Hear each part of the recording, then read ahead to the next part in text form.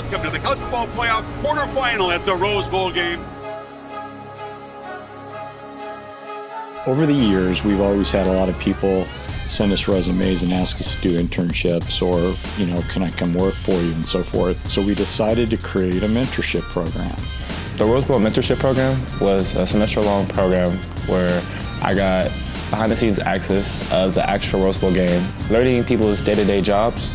So we bring them all down and we introduce them to each other. We give them a tour of the stadium. So we take them around and show them each room, each area, and what we have to do this. I was able to go to the stadium itself, seeing preparation, getting ready with apparel, food, things of that nature.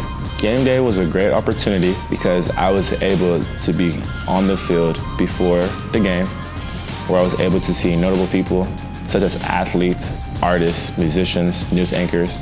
Some of the students are very creative. I think a lot of people, a lot of the mentors look for that and say, I like this person. They're calling me, do you know what I mean? And it's kind of fun. The importance of it, especially for a Dominguez Hill student, is just knowing my surroundings, knowing the placement I'm in, knowing the opportunities that are surrounded by me.